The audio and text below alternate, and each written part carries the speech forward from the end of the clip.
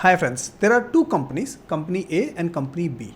Let us assume that company A is able to grow its profits by 25% while company B is able to grow its profits only by 10%. Both the companies operate in the same sector, selling same products and services, so they are competing with each other. And overall at sector level, the profit growth rate has been around 15%. What does it tell you? This tells us that company A is a growth stock because it is delivering better profits, higher profits than overall sectoral profits. The second question comes is that should we invest in company A only? Well, yes and no, because it will depend on the valuations, relative valuations. It is entirely possible that company A might be trading at a very high valuations, making it practically unaffordable, while it is entirely possible that the company B, although delivering lower profit rate, might be trading at a very attractive valuation. So we cannot really decide based on the profit growth rate, but the moment you put valuations along with profit growth rate, it all of a sudden tells you a lot about those companies.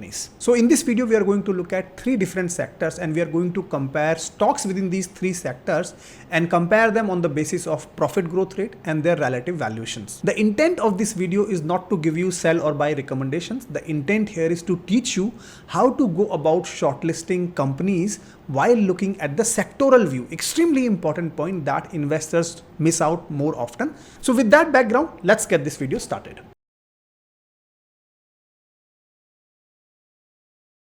So the first sector that we are going to compare the stocks in is green energy. Very promising sector for, let's say, 2030 or 2035, a long-term sector. What I've done is I've got a list of companies here, around 10 companies here. This is a sample company so that I can teach you the method in which you can go and evaluate companies within a particular sector. So I've got 10 companies here ranging from KPI Green to NTPC Green, Adani Green, JSW Energy, NHPC, SJVN, which are PSUs, Suzlon, Tata Power, Inox Green. So this sample list of companies include large cap, mid cap, small cap. It also includes wind energy sources, for example, Suzlon. It also includes hydropower companies, for example, NHPC, SJVN. It also includes the diversified companies like Tata Power. It also includes companies like KPI Green. So we have got a good variety and mix of the sample. That is what we definitely need. Now you cannot really track all the 40 or 50 companies in a sector. That is impossible. There are people who are doing it, but at least I would say start with 10 to 12 companies, right?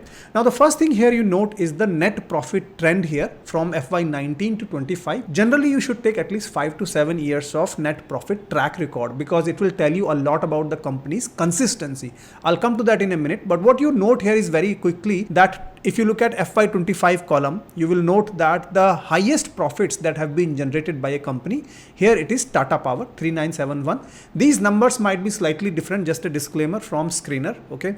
But here for the comparison purposes, these numbers are good enough, okay? These numbers may not be accurate, but good enough for our comparison. So coming back, FY25, if you look at Tata Power, this is the number one profit producer in terms of the largest or highest profits that the company has produced. At number two is NHPC. That has given around 3,425 crores of profits. And at number 3 is Suzlon, this year 2,000 crore roughly.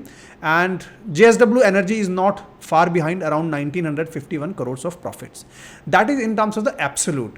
But what you need to also look at is the profit growth rate. So let me go to the next one here, and what you see on my screen is the profit growth rate as of FY25. So which company has given the highest profit growth rate in FY25? It is Suzlon, that has given 214% of profit growth rate.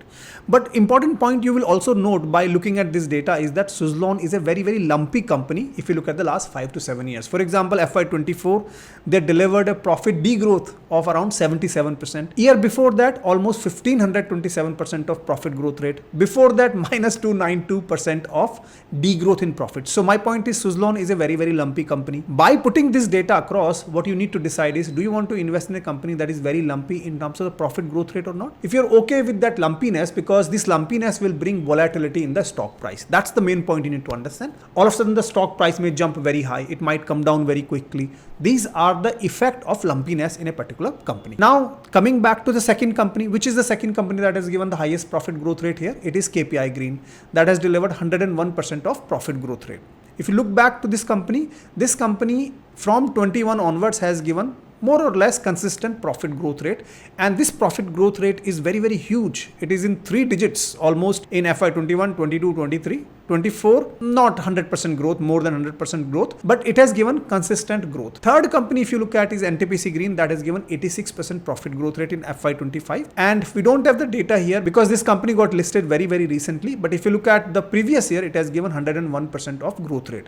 Immediately by looking at this data, you know that KPI Green, NTPC Green has delivered far better profit growth rate than many other companies, right? For example, if you look at NHPC and SJVN here, in the last couple of years, these both PSUs have been struggling in terms of the profit growth rate.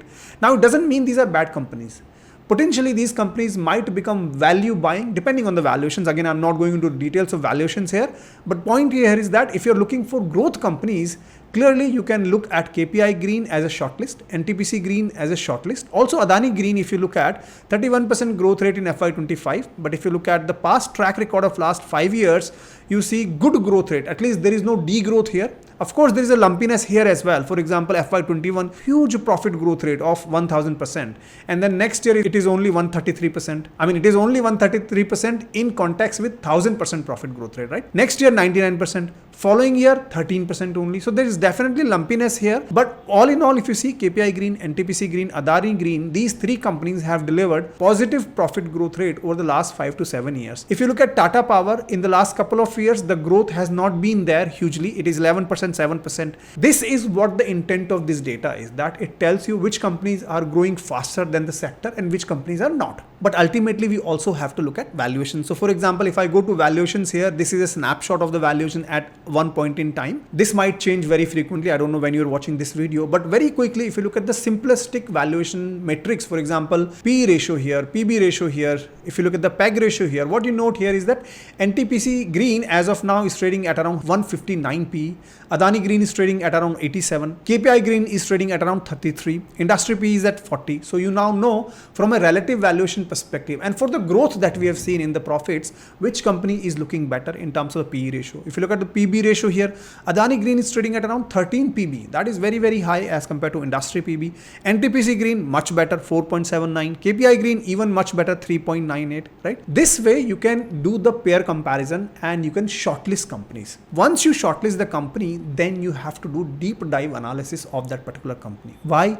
Because it is entirely possible that the market is giving NTPC a PE ratio of 159, maybe because market thinks that there is a huge order book, for example, in NTPC Green Energy. Again, I'm not sure what is the order book for NTPC Green Energy, but the point is that market might be giving high PE multiple for this company because of potentially the future growth rate. So we need to go dig deeper into each of these shortlist companies and find out what is really happening in that particular company. If you're interested in learning about KPI Green Energy, I created this video. In this video, I have given salient points about KPI Green Energy. Again, it's not a buy sell recommendation here, but I've given you a lot of information. You can absorb that information and can do more thorough research at your end. And this is one way you can go about shortlisting the companies and then doing deep dive and finally making your own investment call in terms of which company is better for your portfolio or not.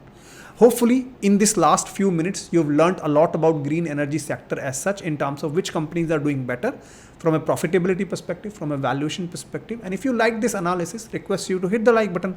Let me know in the comments a simple thank you. Also, don't forget to subscribe to this channel if you're looking for insights like these. In fact, on my YouTube community, I post almost on daily basis a lot about markets, stocks, mutual funds, ETFs, etc. And if you want to join that community, you can go to my channel, find the join button and be my guest. Feedback of this community has been excellent. You're going to learn a lot almost on daily basis. With that, let's move to sector number 2, which is IT. And the reason I'm speaking about IT sector right now is because there is a lot going on in IT sector in terms of whether IT companies will be able to withstand this AI storm that is coming up, what's happening within US because of the tariffs and things like that. So let's talk about IT companies. And what you see on my screen is I've taken a sample of around 8 companies here: Persistent, Coforge, TCS, Wipro, HCL Tech, Infosys, Sonata Software, and Zensar Technologies. The reason I built this sample here is because it represents large cap, mid cap and small cap companies so that we get a good view of the entire sector. And what you see is the last few years of net profit absolute values in here. So if you look at the absolute values, TCS is at number 1. If you look at March 25 column here, as of FY25, generated around 48,000 crores of profit, which is almost 48 times more than Persistent and Coforge. This is an important metric because we'll come to the valuations and you will see the stark difference in valuations as well. But for now, TCS is at number 1 from a profit generation perspective. At number 2 is Infosys as of March 25, generating around 26,000 crores. And at number 3 is HCL Tech, which is at around 17,000 crores, and then Wipro, and then so on and so forth, right? But if you look at the year-on-year growth rate in terms of the profits, this is where we have to look at the growth rate. As of March 25, if you look at the March 25 column here, Coforge has delivered the best growth rate around 43%, followed by Sonata Software at 38%. The problem with Sonata Software, although here, is that lumpiness again, because if you look at FY24, it is minus 32%. If you also look at in FY21, it is minus 12%. But you cannot ignore Sonata Software because that has given definitely second best growth rate in FY25. At number 3 comes then Persistent, which is at 28%. And if you look at Coforge and Persistent, go back to last few years and you will note that consistently they have given better profit growth rate than sectors. Persistent more so because 19%, 33%, 53% versus Coforge, which is 16%, 5%, 45%. So in terms of the consistency, Persistence and Coforge in the last few years definitely has given better growth rate in terms of the profit as compared to their peers, right? Sonata has been very, very lumpy. And if you look at HCL Tech and TCS, their numbers in terms of the growth rate in the last couple of years. So for example, FY24 and FY25, 9%, 6% by TCS and around 6% and 11% by HCL Tech. So single digit growth rate delivered by these giants, TCS and HCL Tech. This is from a profit growth perspective. Now, what about the valuation? So if we move to the next one here, I have got only 4 companies PE ratios mapped out: Persistent, Coforge, TCS, Wipro, to give you a flavor, right? And if you look at this overall trend of the lines here, the PE has been contracting, the PE has been declining. What you note here is that as of July 2025, Persistent and Coforge, they are trading at higher PE, more than 50 PE almost. Coforge is trading at the highest PE. TCS and Wipro, they are trading at a very low PE. If you look at PB ratio as well, Persistent and Coforge are trading at 12 and 9 respectively, and TCS at 11 and Wipro at around 3. So in terms of the valuations, now if I come back to PE ratio, what you will note is that investors now will be divided into 2 camps. One camp is the investors who are looking for growth stocks, right? For them, it is all about finding the growth, and therefore they would shortlist companies like Persistent and Coforge. The second camp, which is more value investors, they would like to shortlist companies like TCS, HCL, Wipro. Why? Because here they are looking at valuations are much, much cheaper as compared to Persistent and Coforge, right? Now, which camp do you fall in? Let me know in the comments. Again, I'm not saying that you should go with growth or value. Both have its own pros and cons, and both styles are good styles or bad styles. It really depends on you as your preference here, right? But if you're a growth stock kind of investor or a value investor, you also need to dig deeper. And when it comes to IT companies, you have to look at their order book in terms of total contract value or annual contract value. Let me now quickly show you some data here. So if I talk about Coforge, for example, if you see, why is it trading at a very high PE, 58, 59? If you look at the last few years, how their order book, which is the fresh order intake, total contract value in $1 million, FY25 has been phenomenal year. It has got almost $3.4 billion of total contract value. This is phenomenal. Why? Because I'll show you the TCS number. Although TCS is delivering 48 times profits, but if you look at the total contract value, the difference is not huge. Here it is 3.45, and if I go to TCS, it is sitting at $9.4 billion, which is almost 3 times only, right? So this is the reason that Coforge is trading at a very, very high valuations. Why? Because there's a huge order book right now, and investors might be thinking that in the next few years, this order book might lead to huge growth in Coforge, right? If you look at, for example, Coforge's Q1 FY26 result, their order intake, TCV, in terms of the fresh order intake was around $507 million. Now, this is for 1 quarter. If I forecast it for the next 4 quarters, it is going to be around $2,000 million. That is very less, because if you compare FY25, it is around $3,400 million, right? So definitely FY25 is seeing the impact of maybe tariffs, right? Maybe uncertainty in the US market. That is why the order intake is coming down. And as an investor, you will have to decide whether you're still okay to pay higher valuations or not. It could be just a short-term headwind, and this is where investors could differ from each other. Lastly, if I speak about Persistent Systems Limited, here also if you look at their total contract value, that is sitting at around $2.16 billion. Again, this is a huge TCV, although it is lower than TCS, but again, as I said, If you look at the absolute profits, TCS is delivering like 48,000 crores of profit. This company is only delivering around 1500 crores of profit. But if you look at the TCV, there seems to be a huge potential to grow for Persistent and Coforge. Point is very, very simple. It really depends on whether you're a growth investor or value investor and whether you are willing to pay this huge PE or not. My last point on TCS, for example, if you look at the current TCV, it is at around 9.4 billion US dollars.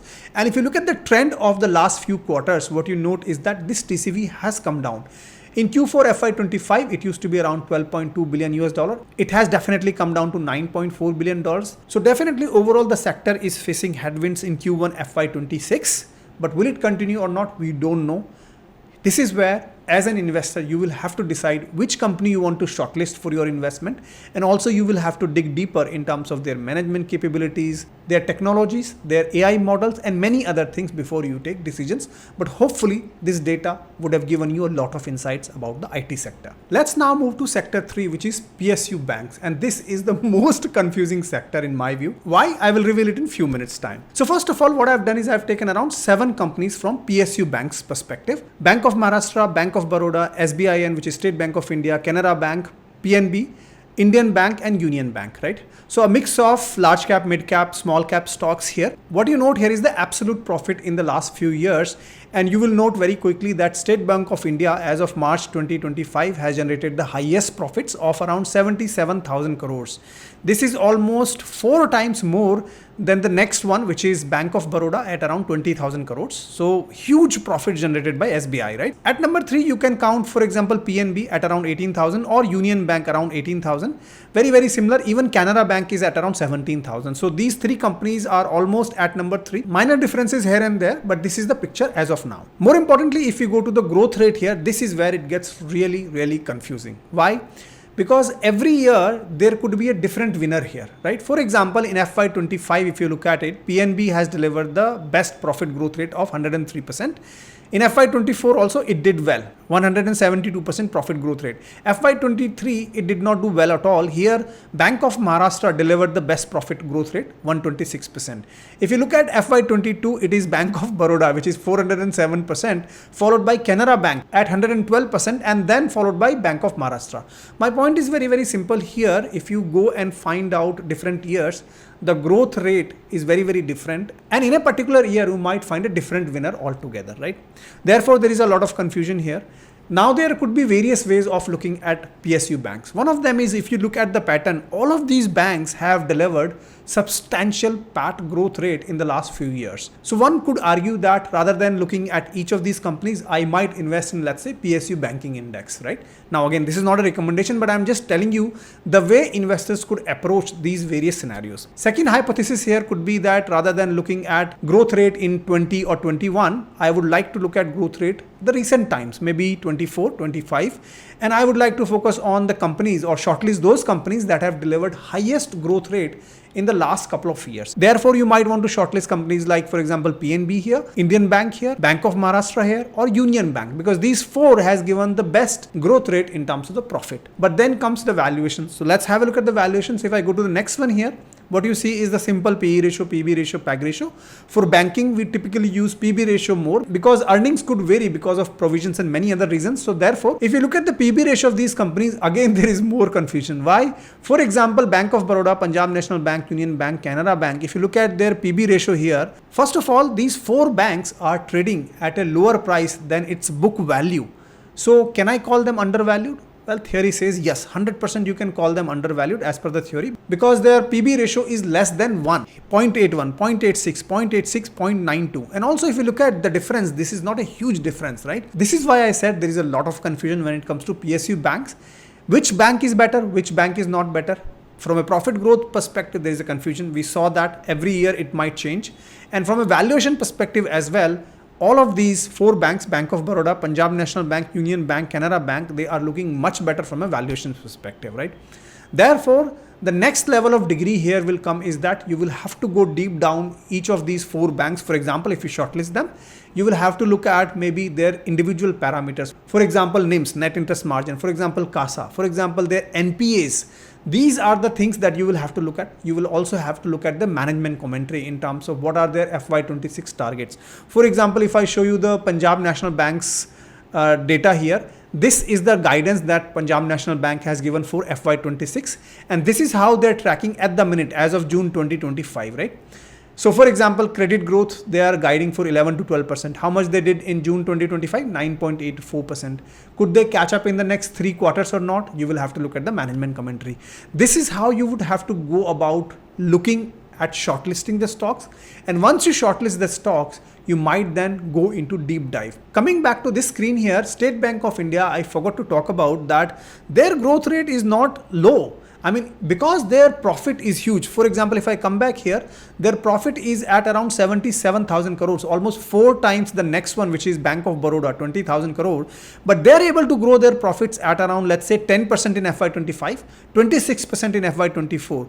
Please understand, a company that has got a huge profit base, and if they're able to grow at around 10%, 26%, 90%, you cannot ignore that stock as well. So as I said, there is a lot of confusion when it comes to PSU Bank, and I've deliberately included PSU banks in this discussion so that you understand that as an investor, sometimes we have a lot of confusion, and it's absolutely fine to have confusion. It's not that every time every sector will be clearer to you. Here, growth rate is a confusion, valuations is a confusion. But the good news here is that some of these banks are trading at a lower valuation than the industry. In fact, they're trading lower than their book value, which is a great news. Therefore, it definitely makes sense for you to go and explore these banks further. I'm definitely going to explore these stocks in much more detail and might bring some insights from my research back to you on my channel. If you have not yet subscribed to my channel, consider subscribing, because I'm hoping that this content is helping you become a better investor. That is my intention.